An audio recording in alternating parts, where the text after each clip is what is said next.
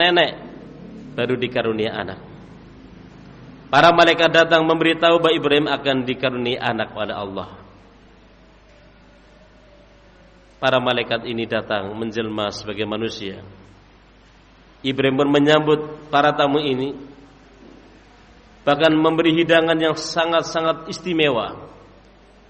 Tanpa para tamu ini tahu, Ibrahim menyelinap ke belakang rumah, kemudian beliau menyembelih anak sapi pedet. Kemudian beliau pun panggang, kemudian beliau hadirkan di hadapan mereka. Pedet itu tentu mahal, ya, bukan sekedar ayam atau mentok, ada pedet, ya kan, goli mahal, ya, mahal. Tapi seperti itu demi ikramu duyuf, memuliakan tamu, dilakukan. Ibrahim ketika menghidangkan daging anak sapi, ya tentu kalau masih anak sapi dagingnya enggak alot, kemudian juga dipanggang, kan lezat ya, ibarat kayak balibul lah, ya di bawah 5 bulan itu kan enak ya kan dipanggang. Ternyata tidak ada satupun yang menyentuh. Ibrahim sedikit curiga, kok aneh, nggak ada satupun yang menyentuh. Padahal ini beliau sudah berusaha untuk memuliakan mereka, ini para tamu. Apa yang kurang kira? Ternyata mereka mengatakan, wahai Ibrahim, kami ini para malaikat yang menjelma manusia, sehingga ya mereka enggak makan. Ya. Namun Ibrahim dari kedermawanannya sudah ketara sekali. Nah, Ibrahim tidak tahu kalau ini malaikat, taunya manusia. Ibrahim ya tadi menyembelih anak sapi dan beliau memanggangnya kemudian menghidangkannya. Ya, kampung yang paling jelek adalah kampung yang di situ ada tamu kemudian tidak dimuliakan. Kampung yang paling jelek adalah kampung yang di situ ada tamu kemudian tidak dimuliakan. Pernah rombongan para sahabat melintasi satu kampung dan mereka menginap di situ sebagai tamu, namun tidak ada seorang pun dari penduduk kampung itu yang menjamu para sahabat ini. Ketika mereka beranjak pergi meninggalkan kampung tadi, belum jauh rombongan sahabat meninggalkan kampung tadi, ternyata dikejar oleh seorang yang itu adalah utusan kepala kampung. Kata utusan tadi, apakah ada dari kalian bisa mengobati? Sesungguhnya kepala suku kami disengat oleh binatang berbisa. Kalau ada dari kalian bisa mengobati. Rombongan sahabat pun berhenti. Mereka mengatakan, ya kami mau mengobati pimpinan atau kepala suku kalian. Tapi nanti kalau sembuh kalian memberi kami sekian-sekian kambing. Kata orang ini, ya siap. Kembalilah sahabat ya menuju kampung tadi. Ternyata kepala suku dalam keadaan kesakitan. Maka dibacakan surat Al-Fatihah oleh mereka, sembuh. Langsung sembuh. Kemudian mereka diberi sekian ekor kambing. Lihat skenario dari Allah. Lihat pengaturan dari Allah. Manakala mereka pelit, yang seharusnya mereka mengeluarkan untuk para tamu hanya mungkin beberapa ekor, mereka harus mengeluarkan sekian banyak ekor, mau tidak mau. Allah Maha Kuasa. Orang-orang yang pelit, ada saja caranya Allah bagaimana hartanya itu keluar, walaupun dengan cara terpaksa. Ya, itu salah satu contoh bahwa mereka-mereka yang berkewajiban memuliakan tamu kemudian tidak muliakan, ya, maka mereka akan mendapatkan hukuman. Kemudian Ibrahim alaihi salatu wassalam ketika diberitahu bahwa para malaikat yang menjelma manusia ini juga akan dikirim kepada kaumnya Nabi Lut untuk dibinasakan. Kaumnya Nabi Lut yang naudzubillah melakukan kekufuran kemudian kekejian, yaitu perbuatan homoseks, sodomi, yang itu tentu bertentangan dengan fitrah manusia. Setelah mereka diingatkan ternyata tetap kufur. Di samping kekafiran yang ada, mereka ingkar dengan perintah, menerjang larangan. maka malaikat pun dikirim untuk mengadab mereka. Ibrahim pun mengatakan, jangan kalian adab mereka. Ini menunjukkan Ibrahim seorang yang punya kasih sayang yang mendalam kepada umat manusia. Gak ingin manusia terpapar. Ibrahim mungkin inginnya tunggu dulu siapa tahu mereka dapat petunjuk, tunggu dulu siapa tahu mereka itu sadar, jangan diadab sekarang. Namun para malaikat mengatakan, wahai Ibrahim, ini sudah keputusan Allah, bahwa saat adab itu memang telah tiba. Ketika memang sudah sekian kali upaya dari Nabi Lut untuk menyadarkan mereka, namun mereka semakin menjadi-jadi. Ini sudah puncaknya. Setelah Ibrahim diberitahu bahwa memang ini sudah ketentuan Allah, Ibrahim pun ya terserah, kan mengudah perintah Allah Subhanahu wa taala. Ibrahim alaihi salatu wassalam, beliau seorang yang penyayang pada keluarganya. Di antara buktinya beliau kalau berdoa tidak hanya untuk dirinya, namun beliau juga mengikutkan keluarganya.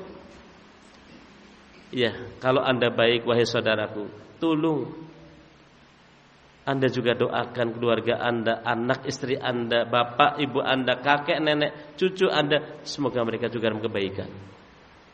Apa kamu tidak ingin sebagaimana kamu di dunia dikumpulkan dalam kebaikan, di akhirat pun Allah kumpulkan di surganya dalam kebaikan?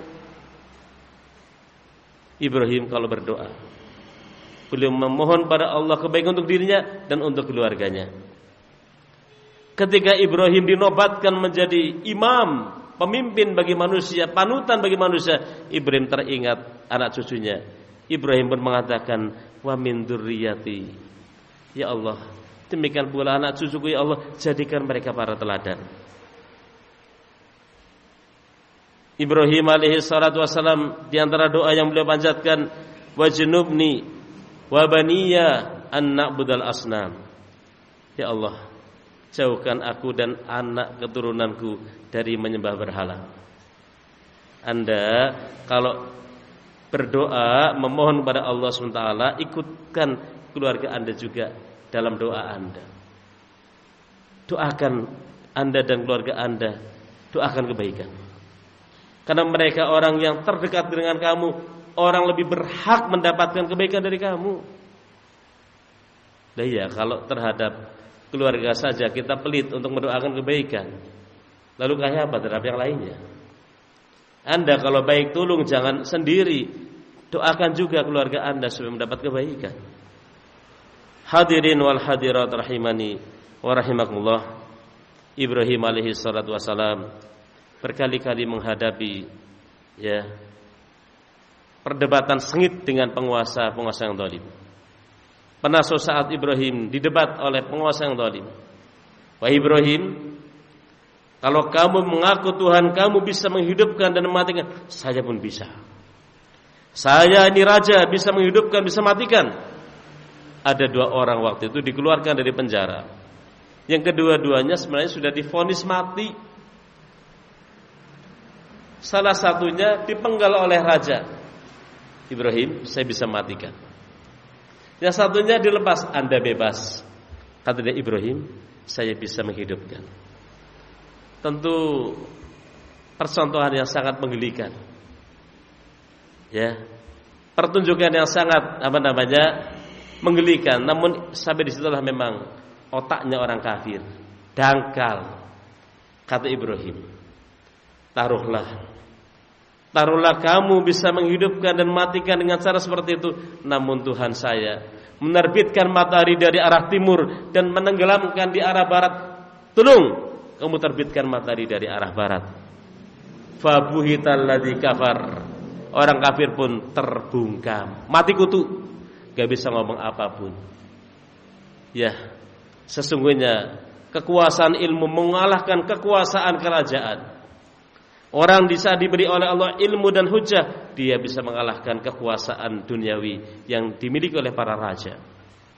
Allah Subhanahu wa taala mengatakan, narfa'u darajatin man nasya. Kami angkat siapa yang kami kehendaki sekian derajat. Kata ulama, ai bila ilmi, yaitu dengan ilmu. Dengan ilmu Allah angkat derajat sebagian makhluknya. Ibrahim diberi oleh Allah ilmu, diberi oleh Allah argumentasi yang dengannya bisa membungkam mulut-mulut orang kafir, bisa membungkam mulut-mulut mereka yang sombong yang mengaku kedudukannya sebagai Tuhan. Ibrahim alaihi salatu wassalam diberi oleh Allah hujjah dan ilmu. Ibrahim alaihi salatu wassalam ketika melihat kaumnya dan bahkan ayahnya menyembah kepada selain yang berhak disembah, menyembah kepada berhala yang tidak bisa mendengar, tidak bisa melihat, berhala yang mereka buat, mereka pula yang menyembahnya.